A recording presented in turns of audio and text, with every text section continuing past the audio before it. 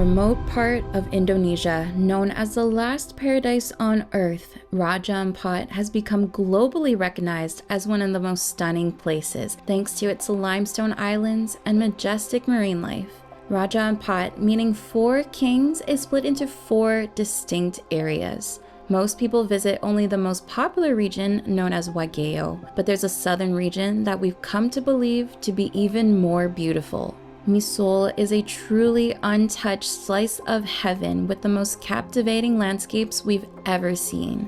If you're looking to purely snorkel or dive in Raja Ampat, then we'd say it's better to do so in Wageo, as our experience trying to dive in Misool was nothing but disastrous. More on that later. However, if you're looking for the most beautiful island views and overall remote experience, then Misool easily takes the cake. In this video, we'll take you through our entire Misool journey and hopefully convince you to visit this part of Raja Ampat. Let's start with how we got there. Due to its remote location, you need to take a night ferry that only runs 1 to 2 times a week, starting from the ferry port in the city of Sorong, which you can fly into from Bali or Jakarta. We're going to be making our way to Misool from Sorong, and the most common way to do that is by night ferry. It leaves around 10 p.m. and gets there around 6 to 7 in the morning. Someone should be coming around shortly to collect our tickets. We essentially pay them directly. It should be 250,000 rupiah per person, but that only gets you a bed in the common area. And we did decide to opt for a private cabin, as you can see right here behind us. Very cozy, I know. Now there is an extra cost to this, and you do have to reserve ahead of time. And this one is going to be 500,000 rupiah, and that is on top of your tickets. Now in order to reserve a cabin, you can either do so through your homestay, or like us, we have a guide. We have a guide. We're gonna link his info in the description below. But it's pretty cozy. We have 2 bunk beds with clean bedding. We have a desk and an AC unit, so it's so much cooler in here than in the common area where the AC is just general and everybody's just sleeping on thin mattresses. So we thought it was pretty worth it. But what's funny is the fact that our AC unit is actually shared between 2 cabins, so it's kind of like a little bit of an opening. But besides that, it's pretty comfortable.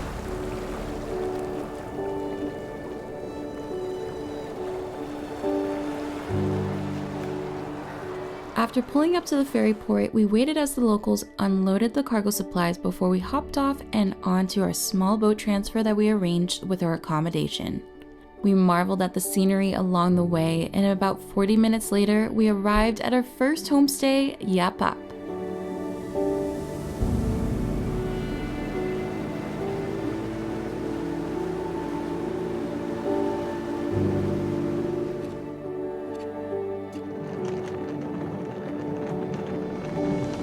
We finally made it over here to our stay for the next 3 nights, which is called the Yapap Homestay, and is located in such a beautiful area. We are totally surrounded by the limestone islands, which is probably one of our favorite views. We actually just grabbed a quick little breakfast over in the dining room, and while we were there, we actually spotted a turtle just off the shores. Super amazing. But before we hop into the water and snorkel for a bit, I want to give you guys a quick room tour, and this is kind of cool. Right now, we actually located the furthest away from the dining room, which means this is probably the last one to be built. So everything is a little bit newer, and it's kind of cool. So as soon as you come in, you have a little table, you have your fan over here. What's interesting is that your sink is located outside. It's not actually in the bathroom. Behind me, you have a pretty comfortable bed. Of course, you gotta have a mosquito net. That thing has been a lifesaver throughout our entire time here in Raja Ampat. The bathroom is pretty basic. There's nothing too fancy about it. You do have a shower with a proper shower head. You do have your toilet, and of course, everything here is going to be a self-flush. You fill a bucket and you flush it manually. But of course, the best part, you're not going to spend your time inside the room. No. We're going to be out in the balcony enjoying that view. So come on out. So this right here is a little balcony. Nothing too crazy, but we do have 2 chairs, a little table. But look at that view. Absolutely amazing. We do have direct access when we go snorkeling with a very steep ladder, which is kind of funny. So we're gonna hop down there pretty soon here. The coral is looking super vibrant. We're gonna get changed and let's see what we can find down there.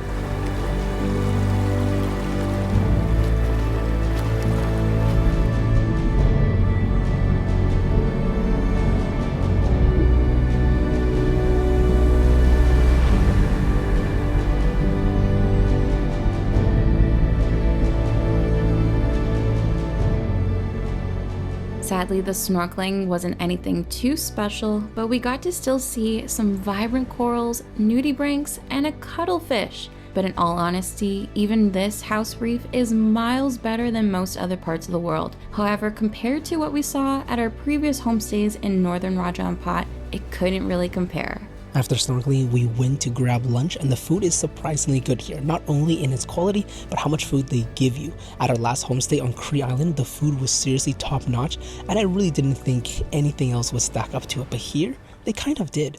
In terms of snorkeling, this morning the tide was super low. I actually ended up cutting my foot a bit on some of the coral because of how shallow it was. Visibility was very mediocre just because I think it rained last night, causing the sediment to rise, kind of disturbing our view. Now, we did meet a bunch of fellow Canadians and they decided to go out snorkeling this afternoon. The tide has risen and the visibility looks so much better. Lauren decided to go and join them. I, on the other hand, did not sleep super well on the night ferry, so I think I'm gonna go and take a little nap. But I am so excited to see what Lauren got to capture. Hopefully she saw some really amazing things.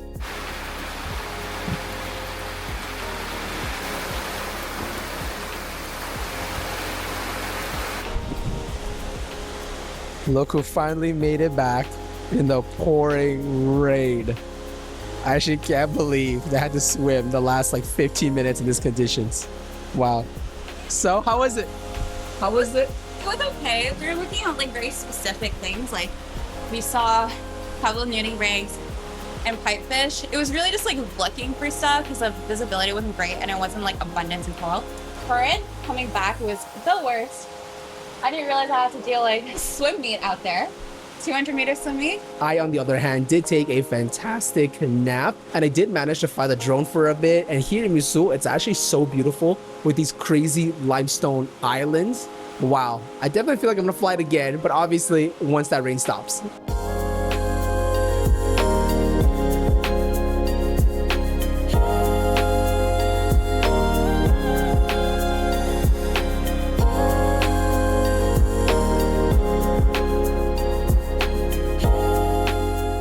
As expected, based on what we had for lunch, the dinner spread was delicious and hearty. After that, we went off to bed early as we had an exciting tour planned for the next morning.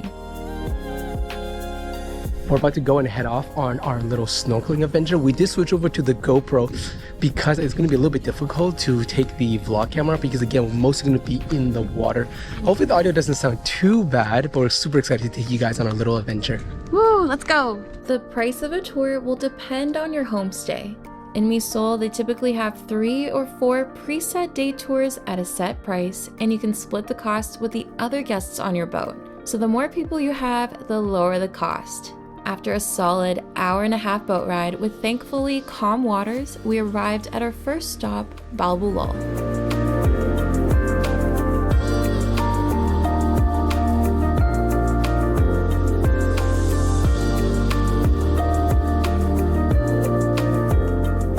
Known for its 3 distinct triangular limestone pillars that seemingly float above the water surface, you can immediately start to understand the beauty of Misool. There was also a bit of a reef here, so I jumped in for a swim to take a look around, but there wasn't really anything to see. Our guide, however, got us excited for our next stop, Gamfi, where she claimed had the best snorkeling in the area. She was right. Gamfi's coral gardens were nothing short of spectacular.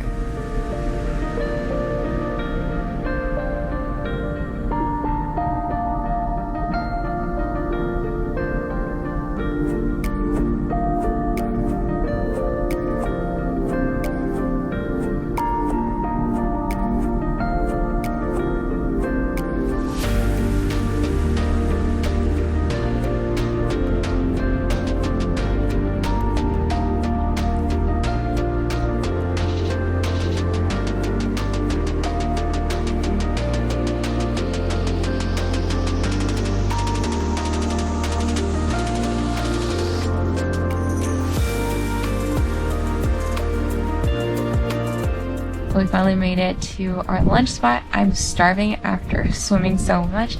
We're actually on this deserted island, kind of in the middle of nowhere. It's got a beautiful beach, some sandbars, those little limestone islands on the side. And we got ourselves these lunch kits that we're going to be eating today. Seems like quite a bit of food. Bro, that just smells really good. With some fried noodles, mee goreng, eggplant, this I think a piece of fish, a ton of rice, and a little bit of watermelon.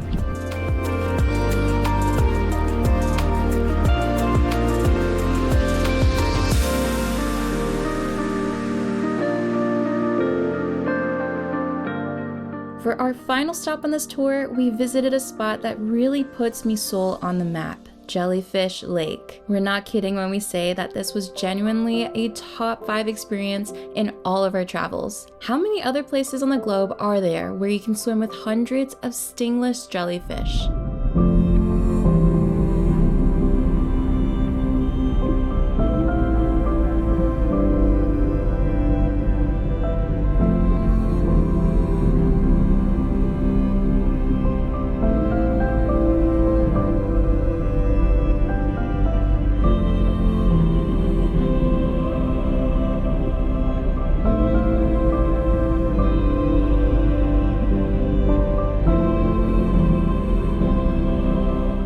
As we were heading back to our homestay, we quickly passed by the Yapap stones. Dotted with jagged limestone rocks hovering over the turquoise waters, we wish we could have stayed here for longer. Thankfully, our homestay was just around the corner, and in a few days, we'd be returning to actually climb one of the islands.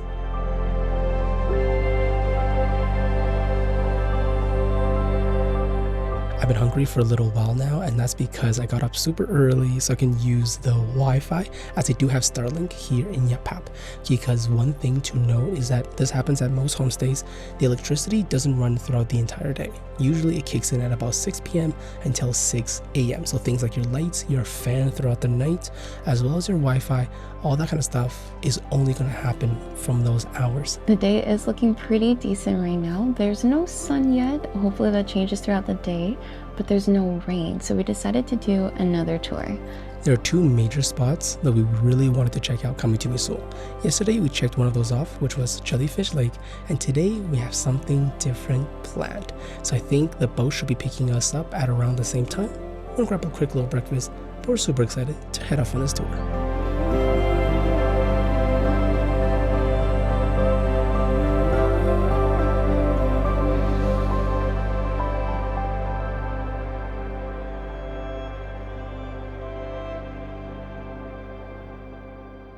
After a 1.5 hour boat ride, we have made it over to the second spot in Misool that we really wanted to check out, which is called Love Lagoon.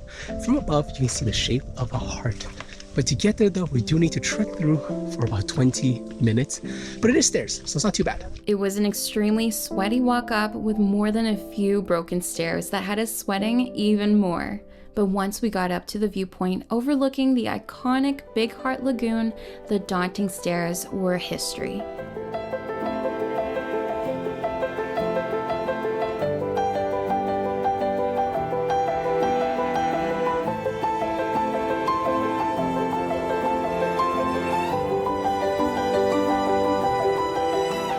Thankfully, we came down and found shelter with our boat crew as soon as the rainstorm hit. After hiding out for half an hour, we drove out to the opening of the lagoon for some snorkeling. It was our first time experiencing a wall reef with corals lining all the way down. Even with decent visibility, it was a little freaky not being able to see the bottom, as if the wall dropped straight into an abyss.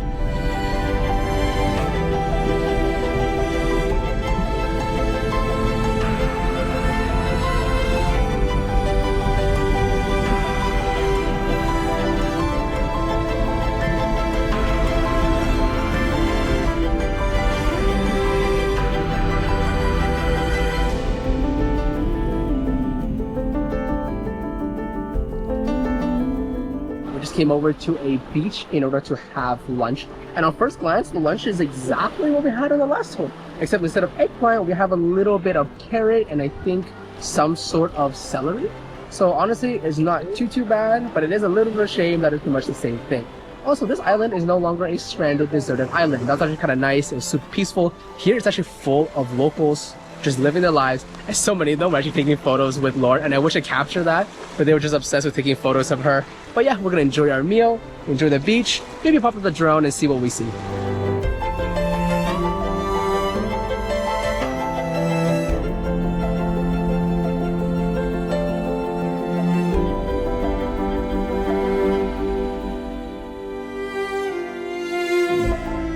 big lagoon looks really impressive, especially from the viewpoint. It actually looks better from the viewpoint than from the air with the drone. Yeah, because the lagoon itself isn't actually very symmetrical. So from the air, the heart looks kind of like a 4-year-old's drawing of a heart. It doesn't look that lovely, but from the platform it looks super symmetrical, really beautiful. We are also going to be checking out of Yapap today, our lovely little home for the past 3 days, and we're going to take the 5-minute boat ride over to Yaminini. So once we get there, we'll give you guys a little room tour.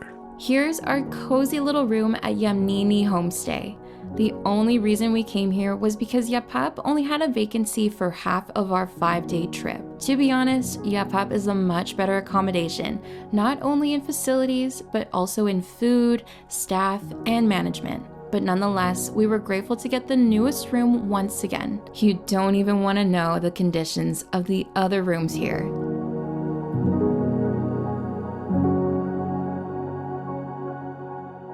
We did do all the tours now, we saw all the viewpoints, we did do some amazing snorkeling, but there's one final activity here in Misool that we do want to do, which is to go scuba diving. We actually arranged this with a whole different homestay, which is called Not Ton Ton. We arranged it with their dive master, so we had 3 dives going out today. We have heard from some other guests that the scuba diving here is honestly quite fantastic, so we are super excited to head out today. We're gonna head out at about 7 in the morning to avoid some of the really strong currents that Raja Ampat is known for. Here's where everything went wrong with our scuba diving excursion. We went with the boat crew to pick up all our gear amidst a rainstorm before heading out to the dive sites. Even though they had a very limited supply of gear, they said they had checked it all the night prior. But instead of letting us verify for ourselves, they packed all the equipment on the boat while we sat idly on it. This should have been our hint, but instead we all endured a painful 2-hour boat ride with wind, rain, and waves, getting endless sea spray the whole way.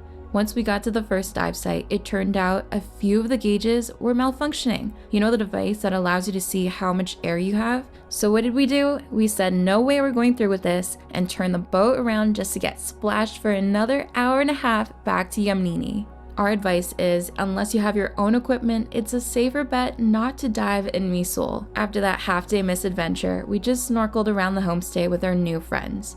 At least we got to see a stunning lionfish and nudibranchs along the route.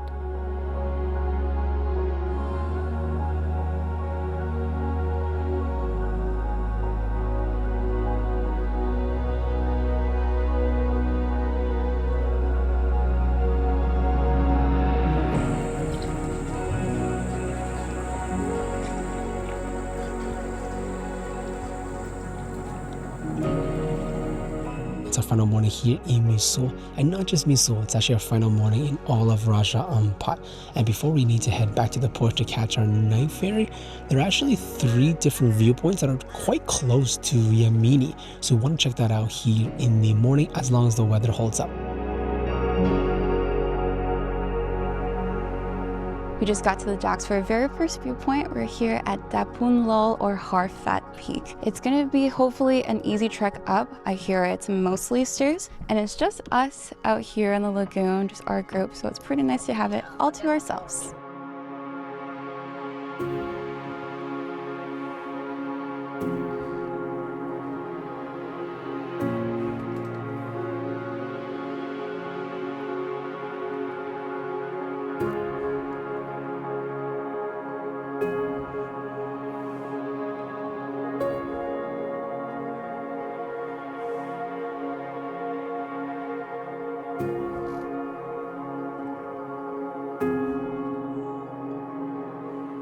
As promised, we came back to the Yapap stones and got ready to climb to the viewpoint. It was pretty steep and needed a bit of scrambling. Although short, the terrain was extremely jagged, so be careful with your footing. After a pretty sketchy 5-minute hike up these rocks, these ladders, we have made it over to Yapap stone.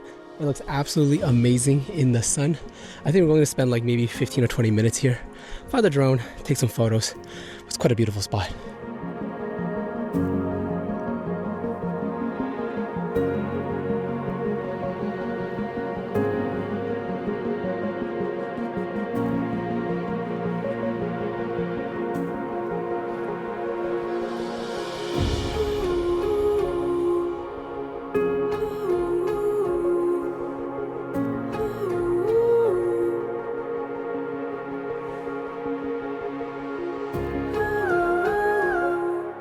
our final hurrah, we made it up to the Small Heart Lagoon, the Fallen. The heart is so symmetrical and the view is every bit worth coming to see in person, but the climb up was the most challenging out of all of them. Multiple stairs were missing or rotting along the way, so we had to be extremely light on our feet. But the view up there, absolutely the most amazing way for us to end our time in Misool. We hoped you enjoyed watching our journey to the most remote part of Raja Ampat, and we'll catch you guys on our next adventure.